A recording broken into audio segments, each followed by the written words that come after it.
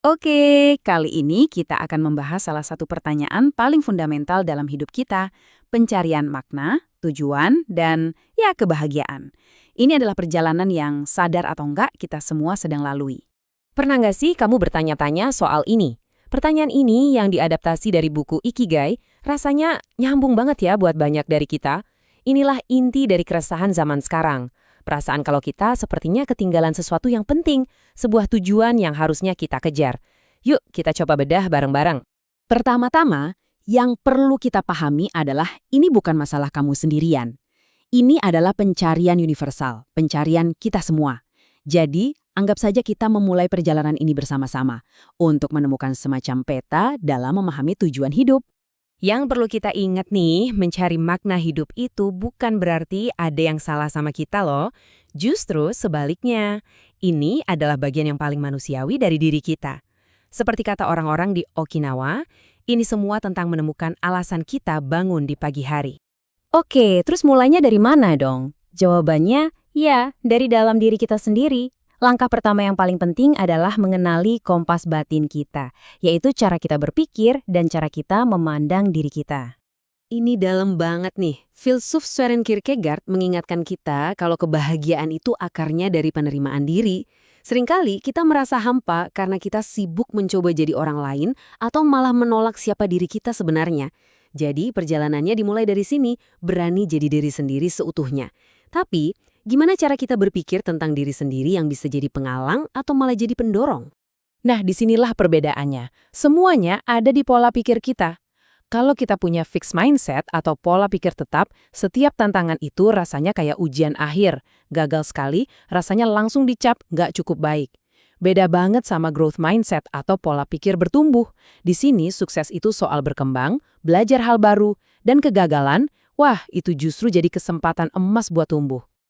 Dan ini kuncinya.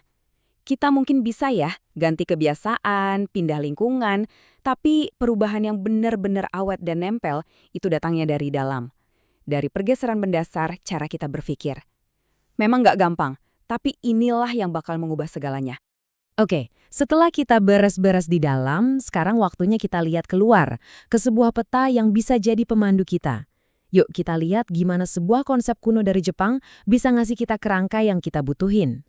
Kenalan yuk sama yang namanya Ikigai. Eits, ini bukan soal sibuk sampai stres ya, tapi lebih ke punya sesuatu yang bikin hidup ini terasa berarti, sesuatu yang mengisi hari-harimu dengan semangat dan tujuan. Nah, diagram ini keren banget buat ngejelasinnya. Ikigai itu ada di titik temu 4 pertanyaan penting ini. Coba deh kita urai satu-satu. Pertama, tanya ke diri sendiri. Apa sih yang benar-benar aku cintai? Terus, aku jagonya di bidang apa? Nah, buat jawab dua ini dengan jujur, kita butuh growth mindset tadi. Lanjut, pikirkan, dunia ini butuh apa ya dari aku? Dan yang terakhir, apa yang bisa menghasilkan uang buat aku? Nah, saat kamu nemuin satu titik yang bisa ngejawab keempatnya, disitulah ikigaimu berada. Simpel banget ya, tapi kena.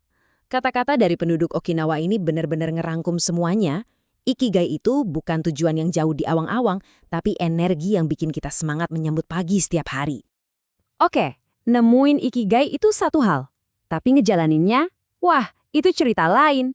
Ini butuh energi. Dan energi itu datangnya dari kebiasaan-kebiasaan kecil yang kita bangun setiap hari. Ini nih, perubahan cara pandang yang penting banget.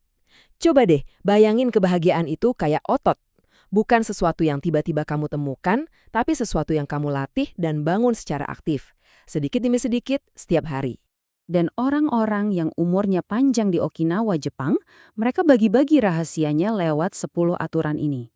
Coba perhatiin betapa sederhananya aturan-aturan ini.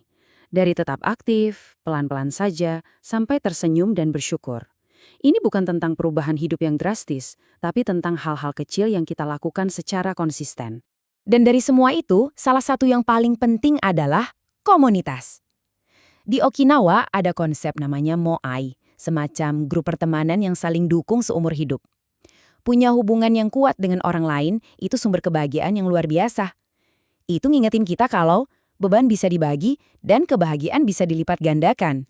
Nah, di bagian akhir ini, yuk kita coba lihat konsep kebahagiaan dari sudut pandang yang sedikit beda.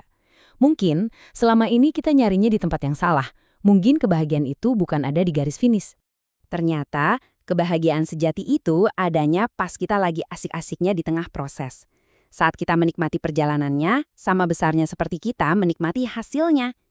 Ini yang oleh para psikolog disebut kondisi flow, di mana kita saking fokusnya sama suatu kegiatan, waktu sampai terasa berhenti.